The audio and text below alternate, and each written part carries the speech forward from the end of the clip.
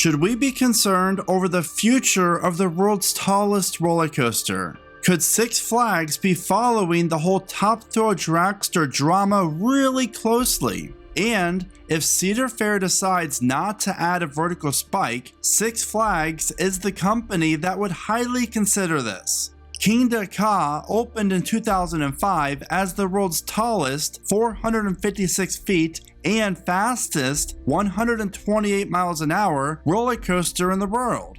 Six Flags was really competitive back then because they shattered the record set by Dragster, which opened in 2003 by building a roller coaster that is 36 feet taller and 8 miles an hour faster. But just like Dragster, since opening, Kingda Ka has had a ton of issues. Whether it's the launch, the trains, the wind, you name it. And throughout the years, there has always been rumblings of its demise due to the return on investment for the coaster since it costs so much to operate and suffers from a ton of downtime. Then in 2014, we saw Six Flags reach out to Intamin and have them install the world's tallest freefall tower at the time onto Kingda Ka's structure. Zumanjaro Drop a Doom is a large reason why I think Kingda Ka is still in operation today. So what does Six Flags have planned for Kingda Ka, if anything? Now I guarantee you this, that they are monitoring the Dragster situation very closely, because once more details get released about what Cedar Point's plan is, Six Flags, I am sure, would be interested in one-upping them yet again, depending on how ambitious Cedar Fair is willing to be. Which leads me to this question: does it make sense for Six Flags to reimagine Kingda Ka? After all, the coaster has not had as many incidents as Top Thrill Dragster, and it's still the tallest roller coaster in the world. So why not keep Kingda Ka as is? Well, this is Six Flags we are talking about, and as we know, they love their gimmicky records, so I personally do not think what I'm about to share with you is that far out of reach. And if you've seen my past videos on Top Thrill Dragster, then you know that I have been confident all along, and still to this day, that the layout will get extended in some way or another. Now sure, Cedar Point could opt to just add the LSMs and get new trains, slap on a new name, and call it a day, which, for the record again, I'm still standing by my prediction that the layout is going to get extended in some way. But throwing Kingda Ka into the extended layout equation is very, very intriguing, mainly due to nothing else being located near the coaster itself, the dual loading station, and with Great Adventure's 50th anniversary coming up. Not saying it's gonna happen, but wouldn't it be insane if Six Flags Great Adventure announced that Kingda Ka will be closing in mid-summer to undergo an enormous makeover, including LSMs and an extended layout to keep the world's tallest roller coaster in operation for decades to come. Now before I share with you the really juicy stuff, it's important for you to know if you're planning a trip to Great Adventure, then do not miss out on my Great Adventure Insider Guide, where you will learn about how to have the best stay at the park and save money. You can find that video's link in the description of this video.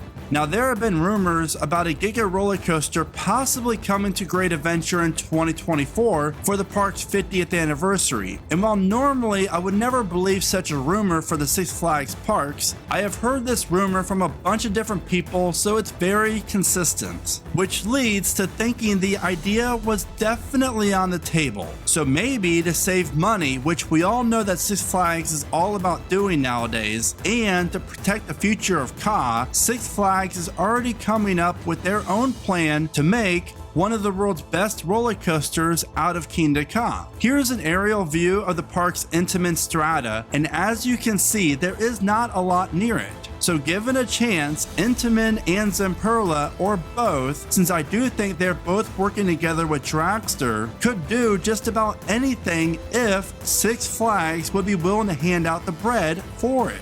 As you can see, there's over 1,000 feet of parking lot that is located along the coaster itself, so who says they can't extend the layout? Now would capacity be affected? Possibly not, especially with my crazy idea that you're about to find out. But when you consider that you're at a Six Flags park, you already know that capacity isn't always going to be great. So if it is affected, you might not even realize it. And another huge benefit Kingda Ka has over Top Thrill Dragster is the station setup. Now let's take a look at this. Kingda Ka opened with a dual loading station when it ran 3 to 4 different trains. And since what feels like forever ago, they don't even use one side of the station anymore. So this would actually be a pretty easy conversion to make way for a vertical spike. And here's what I'm thinking. This is how Kingda Ka station is roughly currently laid out. And as you can see, the track splits to the right or the left once it leaves the station, and then the same switch track is located on the rear side of the station. So what if we would see everything highlighted here get removed? Then the switch track leaving the station gets replaced with one that will take the train out onto a waiting area that is located next to the launch track. Once the train in the main block zone completes its course, the train in the waiting area then slides over via the switch track and then slides back, awaiting the next train to advance after loading. For riders on board the launch track, they will quickly feel the acceleration of the first LSM launch, and I would guess the train would go anywhere from 0 to 110 miles an hour for that first launch. Then, as the train loses momentum, it's going to slowly fall backwards, resulting in a rollback on the world's tallest roller coaster. Now that is something that we can all dream about because we all want that. Now this is where things get really interesting, because going back to my station diagram, you can see the track located here would be the entry passway into the vertical spike. To make room for this, guests exiting the coaster would turn right immediately and head up the stairs. A cool thing Six Flags could do is make this wall be plexiglass so riders waiting in line and exiting the train get to witness the train in the main block zone zoom in and out of the station, creating the world's best station flyby. Once the train pulls out of the station and heads up the vertical spike, there really is no telling on how tall the spike could be, but I do think over 400 feet is something very doable. As far as the spike goes, either a straight or a twisted one would place Kingda Ka into consideration of the best roller coaster at Great Adventure. As the train stalls on the vertical spike, it would then travel forward, gaining momentum, and fly through the station and down the launch track again. This time generating a top speed of around 130 miles an hour, guaranteeing that there is no accidental rollbacks. Once the train goes over the top hat, the next train that is located on the waiting block gets positioned over to the launch. Then, the train in the station advances onto the waiting block. So again, while capacity would be a concern, we are talking a minimum of 2 trains in operation and potential to run 4 trains on busy days. Knowing this, capacity would stay about the same as it is now, if not better, if they do run that 4th train. Now, was this idea a rumor? No, it's not. But again, I do think it's something to keep our eyes on, because I am very sure that Six Flags is doing the same with the whole dragster situation. If you enjoyed this video, then take a second and give it a like. And if you did not like this video, take a second and give it a like. And I hope that you consider becoming the newest Theme Park Prediction subscriber.